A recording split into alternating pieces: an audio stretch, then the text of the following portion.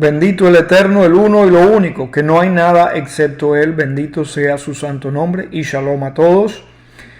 En la víspera de este santo Shabbat celebramos la gran oportunidad que hemos tenido de que nuestra compañera de viaje nos ha iluminado, nos ha dado fuerzas, nos ha sustentado en esta parte del trayecto, nos ha traído hasta este momento, hasta la cercanía del santo Shabbat en los comienzos del mes de Elul, un mes muy propicio para la rectificación, para la Teshuvah, conocido como el mes de la misericordia, del cual se dice que la presencia del Eterno está muy cercana a nosotros, y esa condición nace de este tiempo, de esta época, pues un tiempo muy propicio para rectificar y para la preparación para las festividades altas que se avecinan.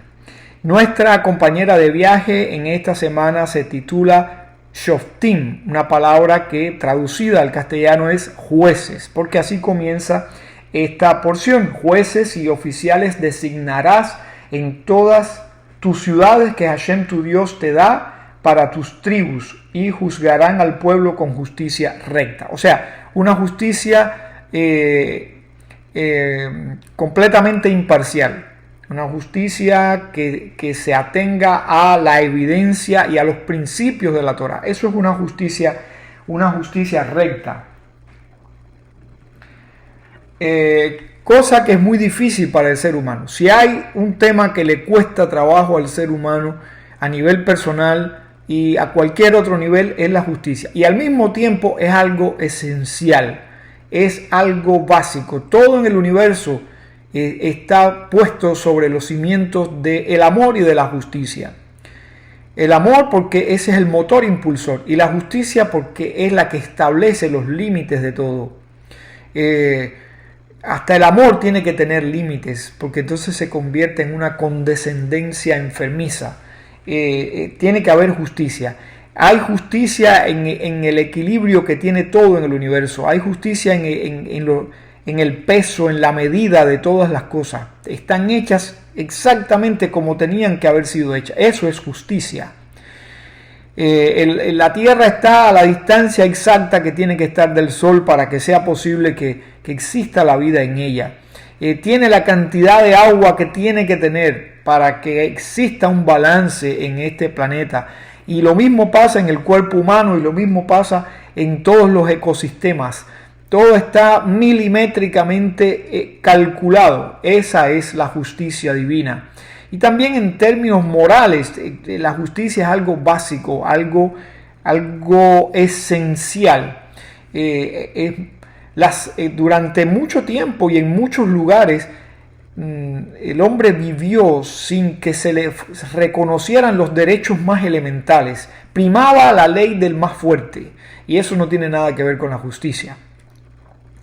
Pero la Torá pone aquí una piedra angular y dice Tzedek, Tzedek Tirdof, la justicia buscarás. Y esa es la esencia de esta porción, la justicia. Veamos entonces en qué niveles esta porción nos enseña cómo aplicamos la justicia. En primer lugar, habla de jueces y oficiales, o sea, personas que se encargan de dirimir un asunto, de dilucidar, de llegar a un veredicto, y personas que son encargadas de aplicarlo, de hacer que se cumpla la justicia.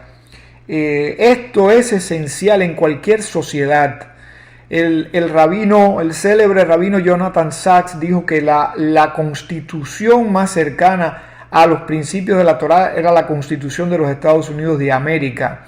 Y los ciudadanos de este país tenemos el privilegio de disfrutar de eso. También dijo que era el país donde mejor se había implementado un sistema de justicia. Es lamentable que hoy en día hay una tendencia a querer reescribir todo con fines muy oscuros, y detrás de eso hay, por supuesto, una intención muy mala. Esperemos que Hashem no lo permita. Pero eso es la manera en que mejor se ha implementado a nivel de una sociedad, de un país, los principios de la Torá, pero los principios de la Torá misma, por supuesto, que son superiores a todo eso. Y una sociedad que viva de acuerdo a estos principios será siempre una sociedad bendecida, una sociedad iluminada. El intelecto humano no puede generar nada superior a esto. Todos los intentos de crear una sociedad con principios modernos, con una supuesta justicia elevada, superior a esto que algunos consideran ya algo del pasado, todo eso ha fracasado siempre y fracasará, porque estos principios expresan la justicia del uno y del único, y el ser humano no está por encima de eso. De hecho, nos cuesta trabajo ser justo hasta en cosas simples. Entonces, ¿cómo pretenderemos crear un sistema que sea superior al diseño del Eterno? Imposible. Redondeando esta idea, en Israel, y trayendo un poco de historia al comentario, en Israel existían tres tipos de tribunales. Tribunales menores, que eran los tribunales que estaban en cada ciudad, tal como dice este versículo, y eran tribunales de 3 jueces que se encargaban de los asuntos cotidianos, de pleitos, querellas sobre propiedades y ese tipo de litigios comunes. Ahora, cuando se trataba de pena capital, de algún pleito que implicara una pena capital, entonces tenían que acudir a un tribunal en Jerusalén, que era un tribunal compuesto por 23 jueces, que dilucidaba estos asuntos y dictaminaba sentencias sobre penas capitales y asuntos de mayor importancia.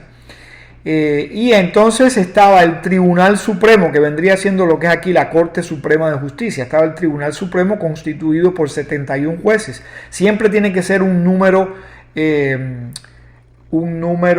se dice números pares e impares, un número impar para que nunca haya una división pareja en el voto, en el veredicto, porque de ser así, pues no se podría llegar a una decisión. Incluso en algunos casos, si la decisión era por minoría, no se podía aplicar el veredicto. Si en el caso del tribunal de 23 jueces, la decisión quedaba 12 y 11, el veredicto no se podía aplicar porque no era mayoría suficiente. Eso cuando implicaba pena capital.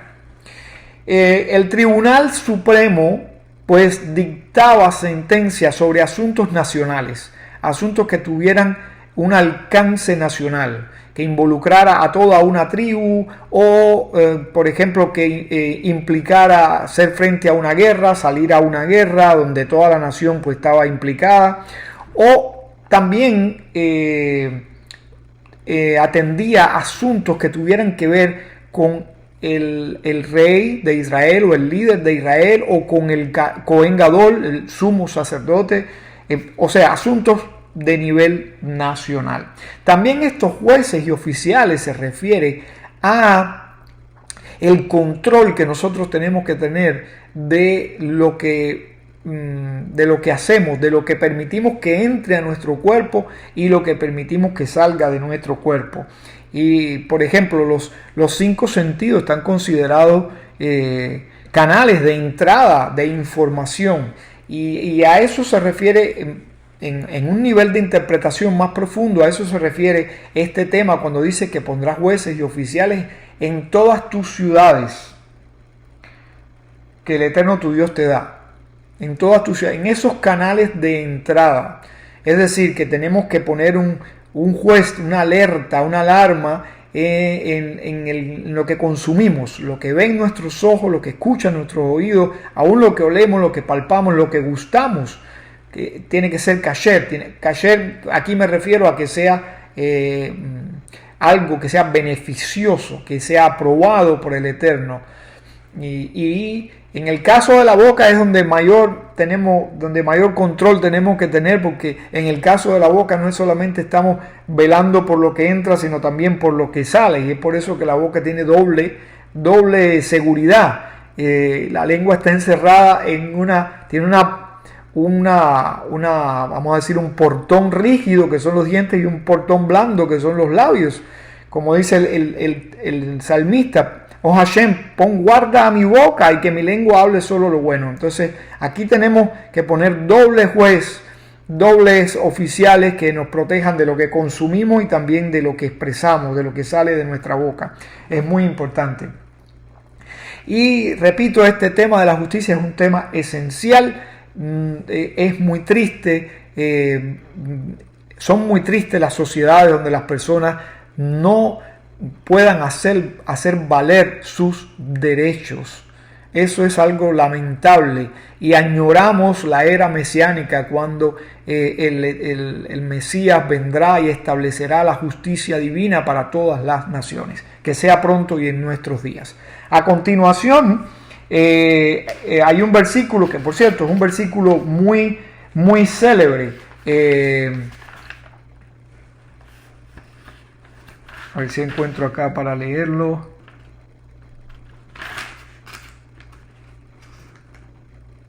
Aquí está.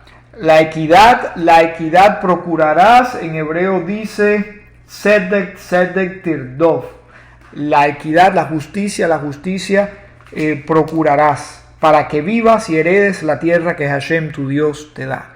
O sea que es un aspecto, un principio básico para poder habitar en la heredad, en la bendición, en la plenitud del Eterno. Tienes que vivir conforme a estos principios de justicia. ¿Por qué repite la palabra tzedek? ¿De dónde viene la palabra tzedakah?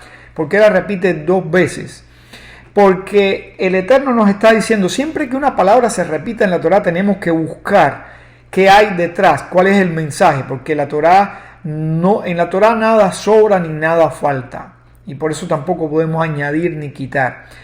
Hay una justicia en eso, hay una medida exacta. ¿Por qué dice entonces 2 veces la palabra tzedek? Porque el Eterno quiere que hagamos justicia con medios justos. Ese principio de que el fin justifica los medios no es kasher, no está aprobado por la Torá.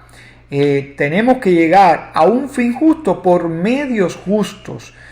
No se justifica que logremos algo bueno si lo hicimos aplicando o a través de medios injustos, haciendo daño a otras personas. Eso no va a aprovechar para nada. Y la Torá nos deja claro aquí, de esta manera, la justicia buscarás.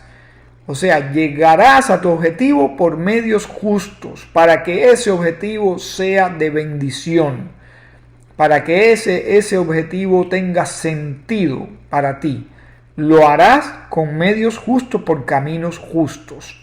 También eso se refiere, el hecho de que lo diga 2 veces se refiere a que nosotros tenemos que ser justos o aplicar la justicia cuando nos convenga a nosotros y también cuando no nos conviene.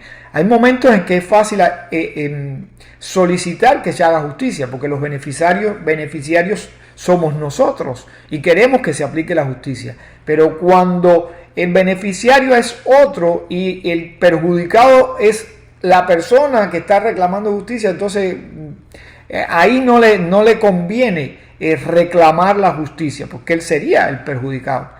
Y el hecho de que la Torá diga 2 veces tzedek, la justicia buscará, significa que aun cuando no te convenga a ti, aun en una circunstancia en que tú no seas el beneficiado, tienes que buscar la justicia. O sea, en las buenas y en las malas, en momentos de abundancia y en momentos de escasez, en momentos de paz y en momentos de turbulencia, tenemos que buscar y aplicar la justicia, porque en eso encontraremos la bendición del Eterno. Vamos a seguir, y aquí hay otro tema que quiero compartir también con ustedes, el hecho de la elección de un rey. Aquí hay una mitzvah. La misma en sí no es que Israel ponga un rey, es que si desea y quiere poner un rey, este rey tiene que cumplir con ciertas condiciones. Porque dice, cuando vengas a la tierra que Hashem tu Dios te da y la heredes y residas en ella y digas, designaré un rey sobre mí. Es decir, que esto parte del pueblo, no de Hashem. Hashem está abriendo la puerta a la posibilidad de que si lo deseas, lo tengas. Ahora, tiene condiciones. Aquí se ponen condiciones para este rey. ¿Cómo tiene que ser este rey? ¿Cómo tiene que vivir? ¿Qué puede hacer? ¿Qué no puede hacer? Y esto es algo importante que lo valoremos y lo comparemos con los políticos de hoy en día, con los líderes, porque hoy quedan muy pocos reyes en el mundo y los que quedan, la mayoría, son más simbólicos que ejecutivos, que prácticos, pero aún así son líderes, son personalidades que influyen en la nación. Y bueno, entonces los primeros ministros, los presidentes, los políticos en general, todo esto tienen que mirarse en este espejo. Los que tengan un poco de moral, ¿verdad?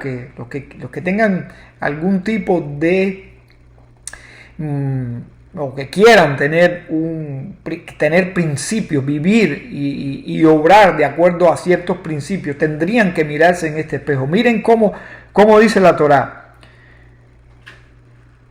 Designarás sobre ti un rey que elegirá a Hashem, tu Dios. Es decir, no es por voto de ningún tipo. Hashem lo va a escoger, como hizo con el primer rey, el electo. Acuérdense cuál fue el primer rey electo, Shaul. ¿Quién fue el que lo eligió? El profeta Shmuel, que también fue el que ungió al sucesor, al rey David. Él lo ungió por elección divina, no por voto popular. Por elección divina, un rey que yo elegiré. Del seno de tus hermanos designarás sobre ti un rey. No podrás designar sobre ti a hombre extranjero que tu hermano no sea. Primera condición, tiene que ser 100% judío.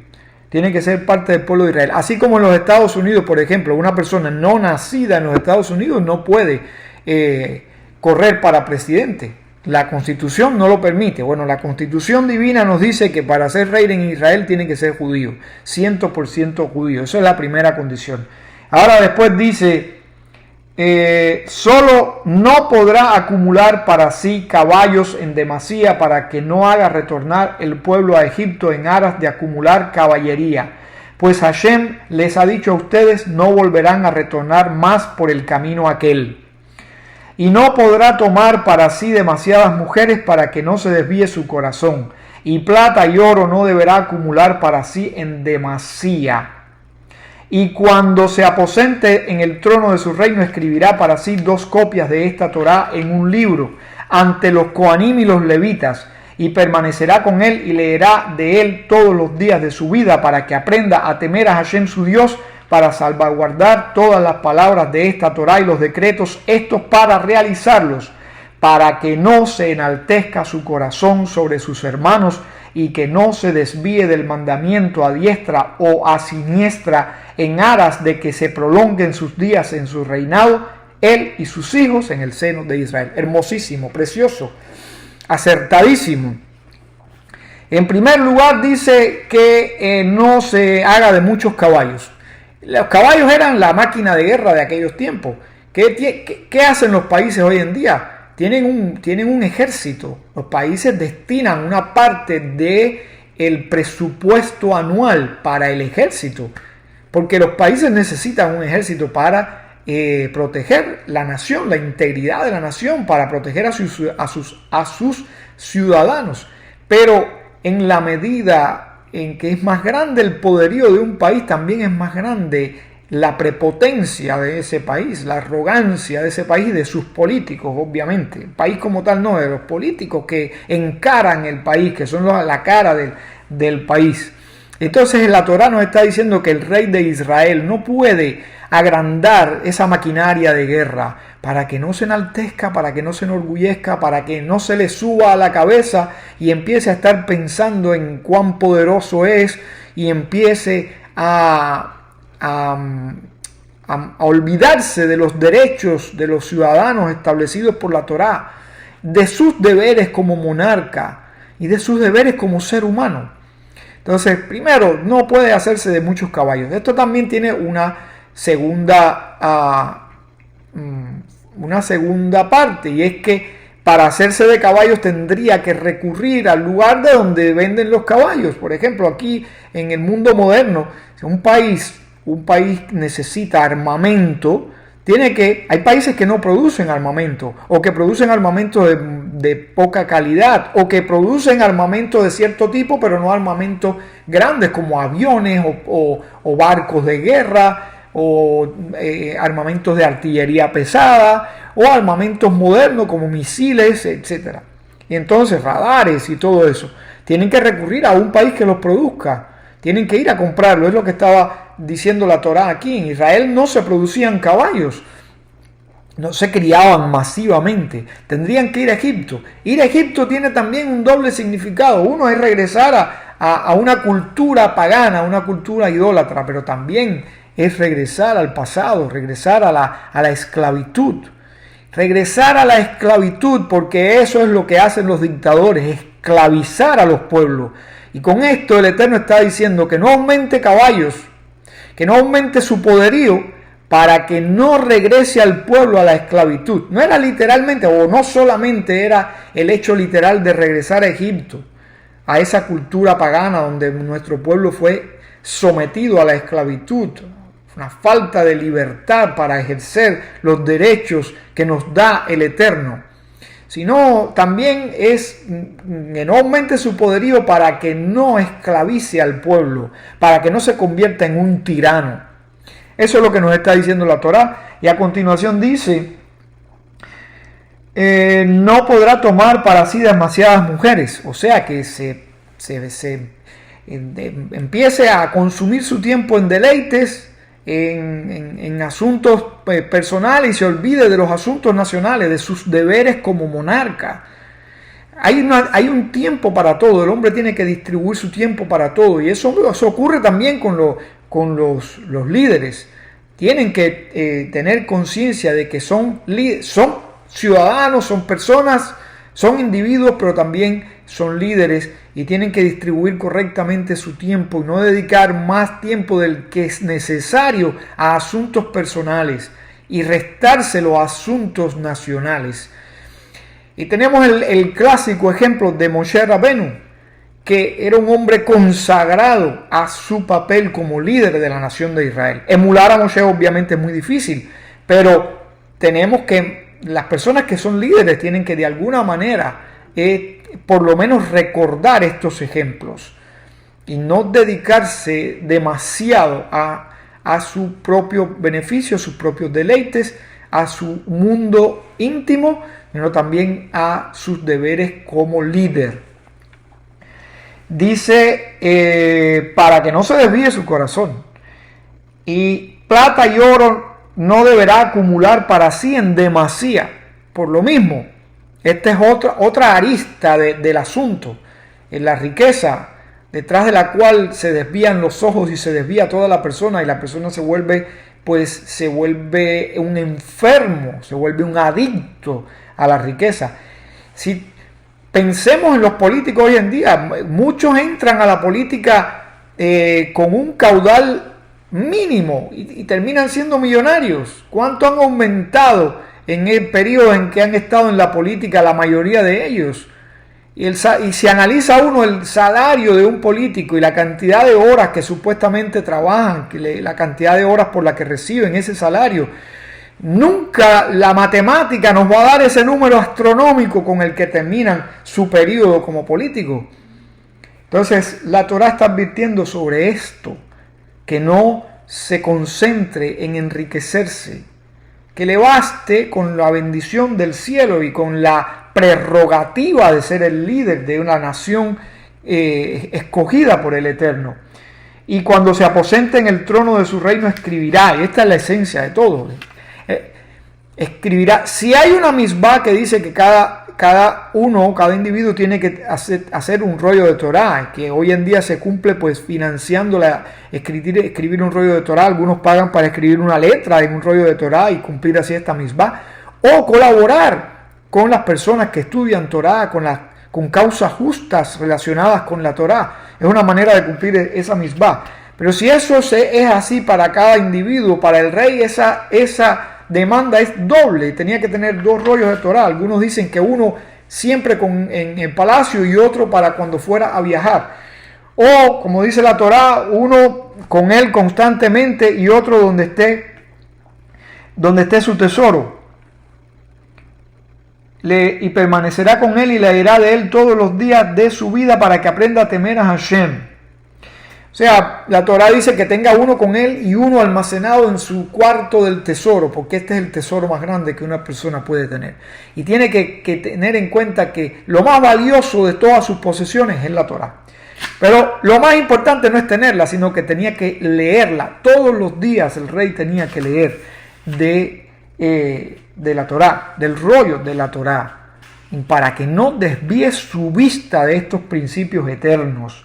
Y como dice aquí, para salvaguardar todas las palabras de esta Torá y los decretos estos para realizarlos, para que no se enaltezca su corazón sobre sus hermanos y que no se desvíe del mandamiento a diestra o siniestra, para que se prolonguen sus días en su reinado, él y sus hijos después de él en el seno de Israel. Fíjese qué gran cosa. Para que no se enaltezca su corazón.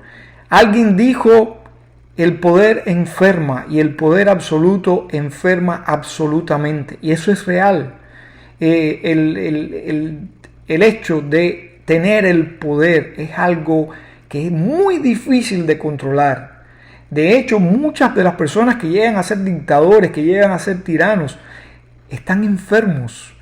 Están enfermos de poder, porque el poder los corrompió, los enfermó, los minó, los corrompió.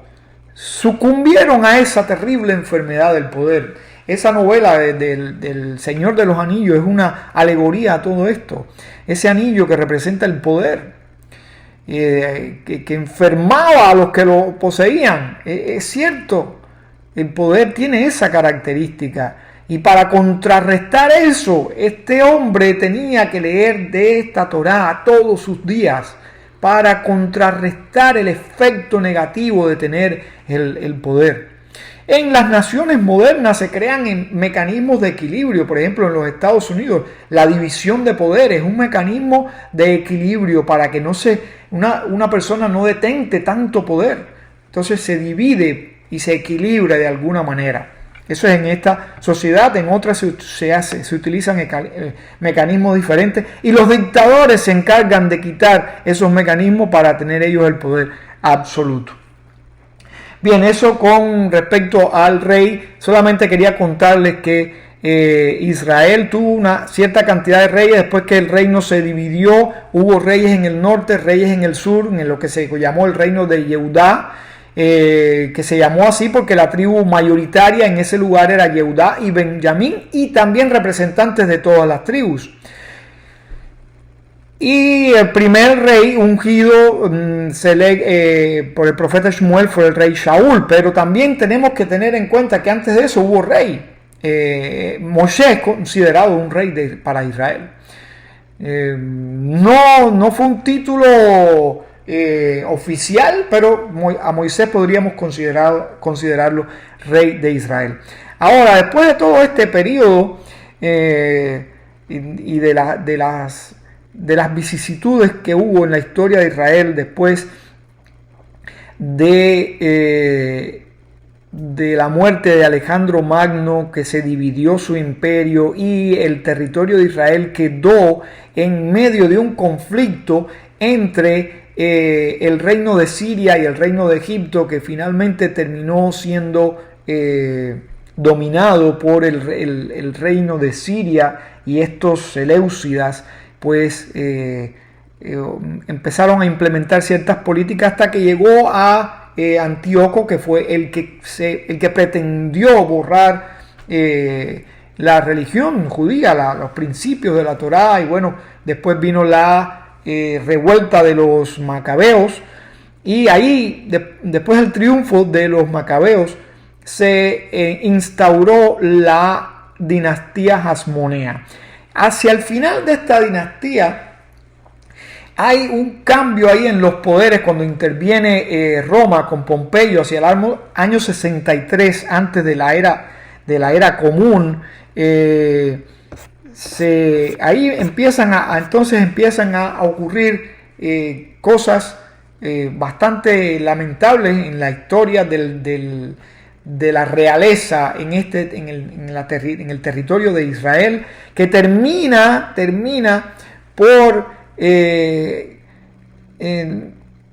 por coronarse un rey que ni siquiera era judío, que estoy hablando de Urdus, de Herodes, conocido Herodes el Grande, hijo de Antípater, que había sido un señor bastante intrigante, un hombre que sabía manipular a la gente y sabía adular a los grandes y ganarse su simpatía. Y bueno, era un manipulador, y este hombre tenía una condición que la Torá describe como, y ahora no me vienen a la mente las palabras hebreas, pero era un siervo cananeo. La Torá habla en un momento hay dos tipos de siervos, hebreo o de las naciones estas donde Israel, que Israel heredó. Y estas personas que se convertían en siervos de un israelita, de un judío, de un hebreo, alcanzaban un estatus intermedio, porque ellos, para vivir en esa casa, bueno, tenían que, los hombres, para poder, por ejemplo, la Torá dice que para que alguien pueda disfrutar del Corbán Pesaj, tenía que circuncidarse. Y entonces, si el dueño quería que sus sirvientes participaran de esto, pues los hombres tenían que circuncidarse. Y estos siervos adquirían un estatus intermedio. No eran completamente judíos, pero hasta cierto punto judíos. Y esa era la condición de este Antípater. Y también la condición de su hijo Herodes, que gobernó Israel por casi 40 años. Y no reconstruyó, pero agrandó el área del santuario y la remozó, y bueno, algunos dicen que era una obra digna de verse, etc. Pero este hombre también tuvo un lado terrible, fue un hombre muy sanguinario, muy malo, que incluso mandó a matar a sus propios hijos, a su cuñado, hermano de su mujer, que sí era judía, la princesa Mariana era judía, 100% judía, era descendiente de estos hasmoneos, y el hermano de ella, pues él lo ahogó en una piscina en Jericó, en uno de sus palacios. En fin, lo que quiero llegar a su nieto Agripa I. Agripa I. Agripa I fue rey en Israel que adquirió bastante poder, porque él se crió en Roma y era amigo de infancia y adolescencia de quien llegó, Cayo, que llegó a ser conocido después como Calígula. Porque le decían Calígula porque él se crió en el ejército, era hijo de Germánico. Bueno, este es un dato que no les voy a asegurar porque ahora mi mente me puede traicionar. Pero Calígula quiere decir botita. Los soldados le pusieron ese apodo por las botitas que usaba, porque se crió entre los soldados. Y este Cayo llegó a ser emperador, y después de unos primeros años de normalidad, parece que perdió el juicio y nombró hasta su caballo, lo nombró senador y empezó a hacer atrocidades. Y este hombre quiso poner una estatua de sí mismo en el templo de Jerusalén. Y este Agripa intervino, siendo amigo suyo de la infancia. Por cierto, Calígula lo benefició, lo sacó de la cárcel. Tiberio lo había puesto en la cárcel y presumiblemente lo iban a ejecutar. Entonces, Tiberio murió, Calígula lo sacó a él de la cárcel y lo nombró rey, y fue uno de los reyes que más territorio tuvo en la tierra de Israel. Y él intercedió y hizo que Calígula desistiera de su idea de poner una imagen suya, una estatua en el templo de Jerusalén. Y este hombre se acercó bastante al judaísmo, este Agripa I. Y algunas historias que pudiera decir de él. Por ejemplo, se dice que en una ocasión su séquito se cruzó con el séquito de una boda, una mujer que iba hacia la jupá, y él mandó a detener su séquito y le dio paso. El rey siempre tenía prioridad, pero él mandó a detener a sus cortesanos, a su comitiva, y dejó que pasara la comitiva de la boda. Y cuando los cercanos le preguntaron por qué lo había hecho, él dijo: bueno, yo soy rey ahora y seré rey mañana, tengo mi corona hoy, mañana y cualquier otro día, pero este es su día, este es el día en que ella es la reina y yo no le voy a quitar ese privilegio.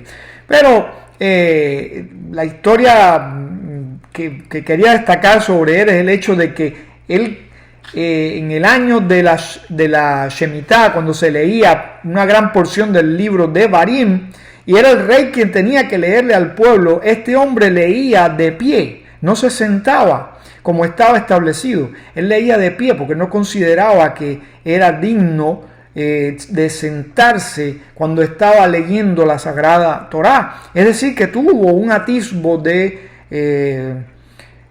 luz con respecto a esto. Y dice la historia que cuando leyó esta parte, que el rey de Israel debía ser un judío, como él sabía que él no era, el porciento de judío que había en él era mínimo, dicen que este hombre se echó a llorar. Un dato que quería contar, y puedo añadir otra historia que conozco de este hombre, Agripa I, que dicen que en una ocasión él mandó al Cohen Gadol, le dijo que después del Korban Tamid, de la ofrenda continua que abría y cerraba el servicio en el santuario, no aceptara ofrenda de nadie, porque él iba a ofrendar 1000 sacrificios ese día. Y el Cohen Gadol recibe a un hombre que viene con dos palomas o 2 pájaros y le pide que sacrifique, que haga esa ofrenda. Y esta es la conocida como el ave. Es la única ofrenda que no se degollaba, se le dejaba, se cortaba la nuca por detrás con la uña del dedo gordo. Es una operación difícil que el Cohen Gadol tenía, o el sacerdote que estuviera oficiando tenía que practicarla hasta dominarla, pero no se le desprendía la cabeza del todo, ni se le quitaban las plumas, para embellecer más la ofrenda, porque era un animal pequeño. Entonces, para que no desluciera la ofrenda de alguien que no podía ofrendar un animal más grande, pues se dejaba así entero. Y el sacerdote de turno recibe la petición de este hombre que ofrendara esas palomas o esos pájaros, y él le dice: tengo una orden del rey de que no acepte ninguna ofrenda que no sea la que él va a ofrendar hoy. Y el hombre le dice: mira, hoy tuve la bendición de poder cazar 4 aves, y yo siento en mi corazón la necesidad de ofrendar estas 2 para Hashem, porque para mí es vital. Este es mi sustento, esta es la fuente de mi sustento. Y si yo no lo hago así, yo temo que se debilite la fuente de mi sustento. Ese es mi principio. Por favor, acéptala y haz la ofrenda. Y el sacerdote, compelido por esta petición, pues hizo esa ofrenda. Pero no le dijo nada al rey Agripa. Y esa noche, después que hizo las 1000 ofrendas, figúrense, 1000 ofrendas, se calculen cuántos animales,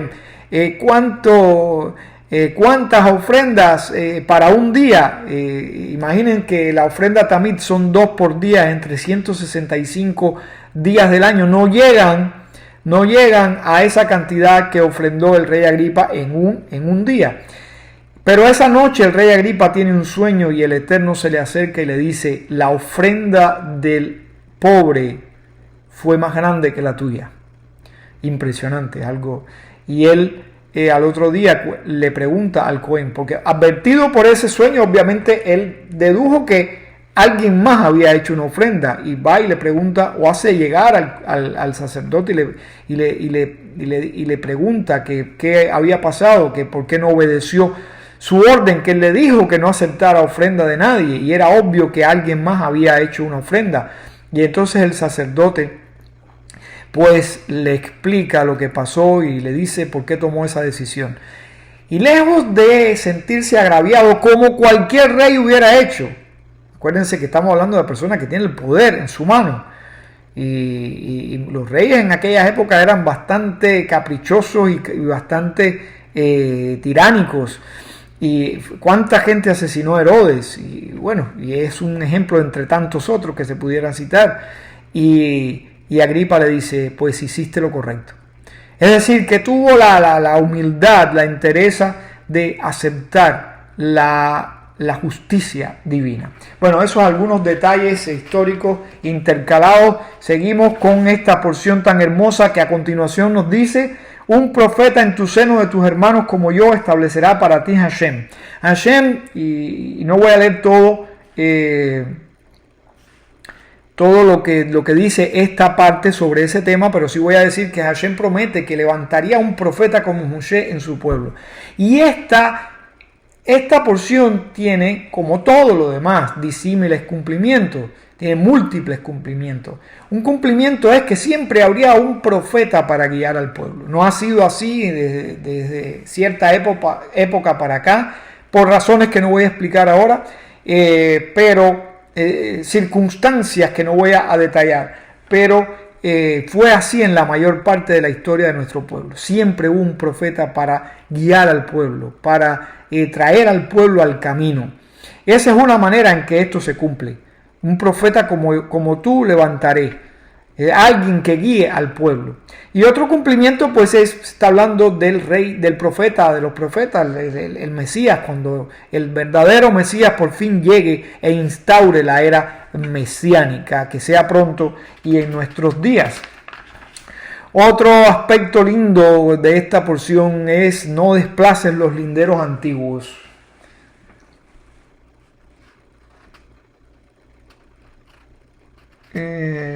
Ahora no sé exactamente dónde está. Aquí está. No desplaces los linderos de tu prójimo que establecieron los antiguos en tu heredad que heredas en la tierra que Hashem tu Dios te da para que poseas. Es una misbah práctica individual, pero también colectivo. Aquí está hablando de los linderos establecidos desde los tiempos en que se dividió la tierra de Israel. Está hablando de los límites físicos de los linderos, tanto a nivel de colectividad, o sea, de tribu, de clan, también como a nivel individual. No muevas tu cerca de tu lugar. Pero eso también está hablando en términos más profundos de los límites establecidos por la Torá. No vayas más allá ni te quedes corto de lo que está establecido por la Torá. La Torá establece el séptimo día como el día de descanso. No descanses 4. Es el séptimo día. No es tampoco el primero, ni el tercero, ni el quinto. Es el séptimo día. Y es en los límites establecidos por la Torá, de la manera que está establecido por la Torá. A eso se refiere también esta misbah, a un nivel más profundo. Y relacionado con esta misbah, hay una historia que a mí siempre me llamó la atención. Hay una novela muy famosa, una de las grandes novelas latinoamericanas que se llama Doña Bárbara, donde se ve un caso gracioso en la que estos dos propietarios, que son los protagonistas, mueven alternativamente la cerca que divide sus propiedades. Y uno se levanta y mueve de noche, en la madrugada, mueve la cerca varios metros más allá, por supuesto con sus sirvientes que ayudan a hacer esta operación, que es una operación que no es sencilla, y el otro hace lo mismo, etcétera. Pero en una ocasión se encuentran, ambos van a hacerlo y lo planifican sin darse cuenta. Bueno, no es que se tendrían que dar cuenta, es que así es la vida. No podrían saber el pensamiento del otro, pero el caso es que se encuentran en el lugar donde cada uno iba a cometer la misma fechoría, iba a mover la cerca del otro. Pero la historia que me llama la atención a mí no es esta historia de esta novela, sino una historia de dos hermanos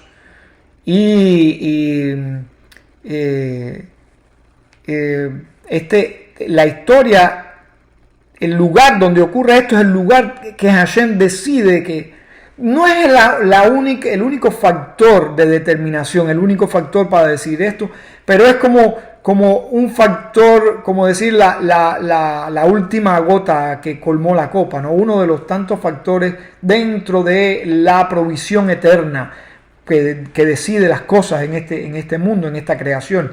Uno de los tantos factores de esa omnisciencia y esa provisión divina.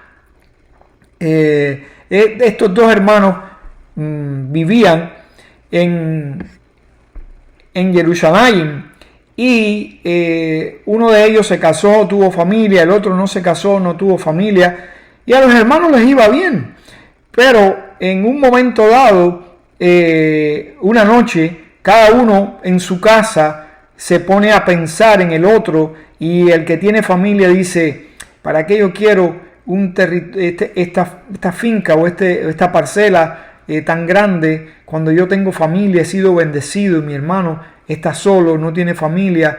Voy a mover mi lindero hacia adentro de mi propiedad para que él tenga más espacio y pueda producir más, y eso sea de bendición para él, de consuelo para él. En su casa, el otro hermano está pensando algo similar y dice: yo vivo solo, lo que tengo me es más que suficiente. Mi hermano, por otro lado, tiene familia, tiene más personas en las que pensar y más personas a las que heredar. A mí esta parcela pues me es más que suficiente. Voy a mover la cerca para dentro de mi territorio para que él tenga más.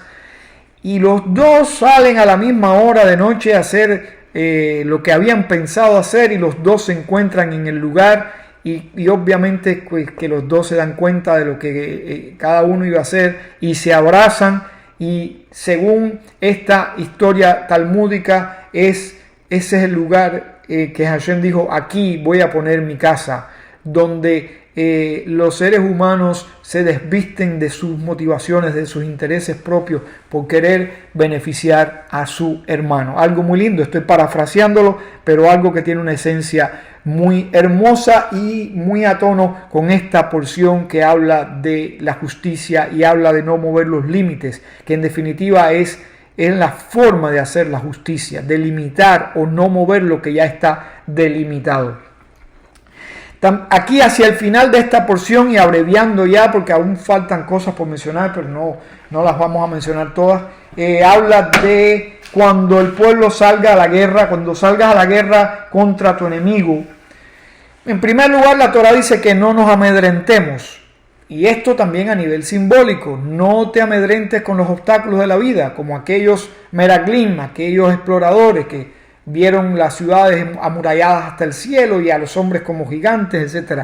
No te amedrentes ante las dificultades. Hashem, tu Dios, allanará el camino para ti. Y en el caso de una guerra real, cuando el pueblo tendría que hacer frente a un enemigo real que estuviera amenazando la seguridad de la nación, y estuvieran ya en el lugar de la batalla, el Cohen tenía que ponerse frente al pueblo y en fortalecer el corazón del pueblo, y después los oficiales del ejército dirían: bueno, ¿quién hay aquí que construyó una casa y no la ha inaugurado?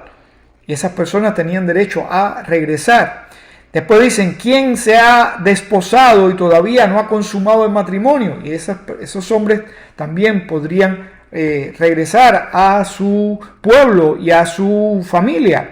Y después dice que sigan los oficiales hablándole al pueblo y digan: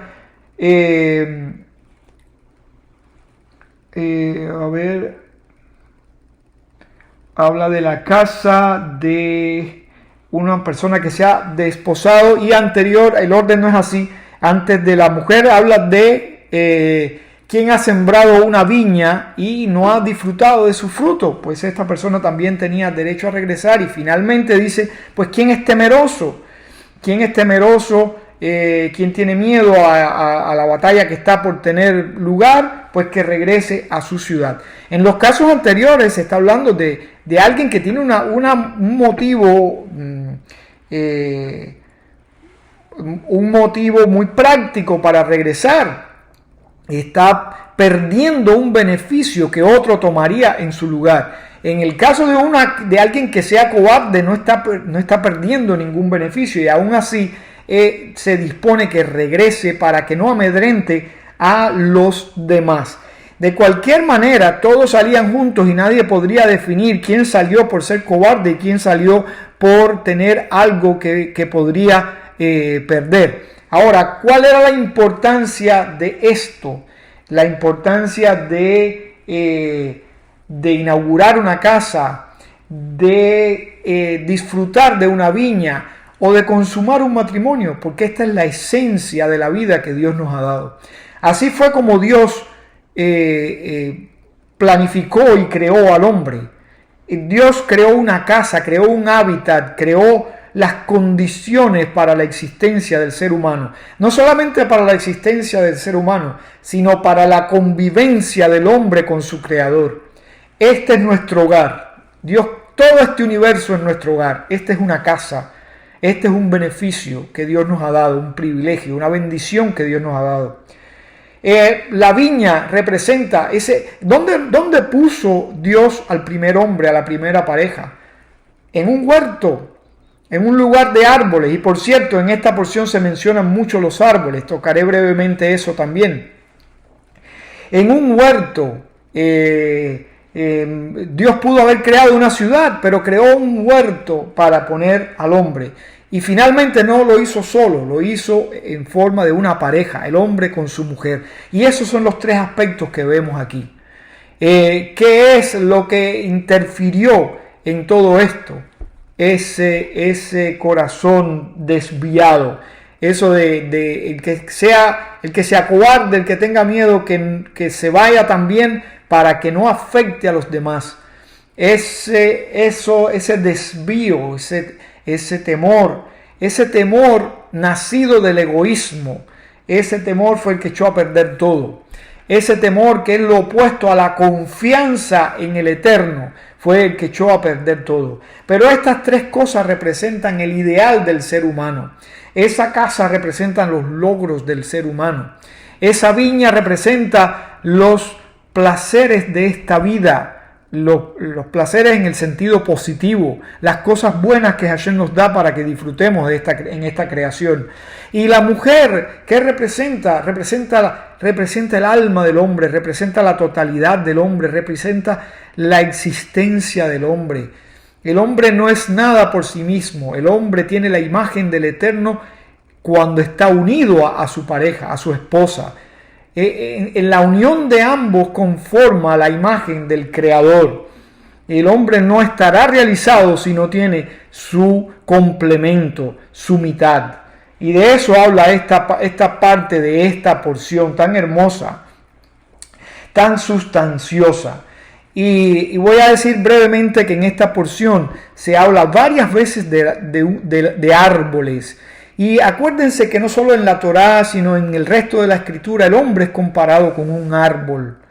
El árbol representa también la estructura espiritual del universo, por donde es canalizada la esencia divina hacia y a través de toda la creación.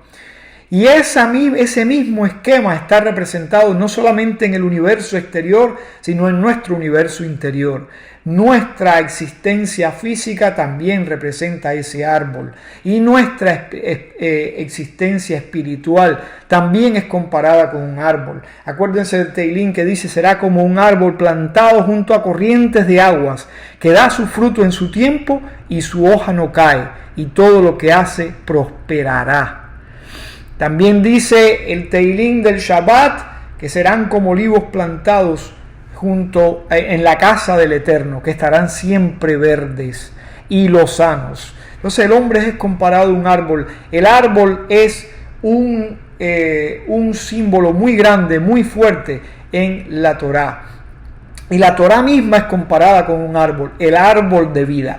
Y esta porción dice, para terminar, que cuando uno va a la guerra, y puede ser la guerra del día a día, y te encuentras un árbol que da fruto, no lo podemos cortar. No tenemos derecho a talar los árboles frutales, pero sí los árboles que no son frutales, los árboles que dan madera, que sirven para hacer instrumentos, para hacer muebles. Pero en un sentido más profundo, esto se puede interpretar como que el árbol frutal, el hombre que tiene frutos, el hombre que aporta algo, tiene derecho a disfrutar de esta bendición, como dice aquí, de este ideal creado por el Creador para el ser humano. Pero el hombre que no lleva fruto está destinado a ser cortado de este mundo, o tal vez cortado definitivamente. Esto, entre otras, son las enseñanzas de esta gran porción Shoftim, cuya esencia es la justicia buscarás. Que traiga bendición sobre toda la casa de Israel, sobre todos ustedes, y que traiga sobre todo honor al nombre del uno y el único Shabbat Shalom.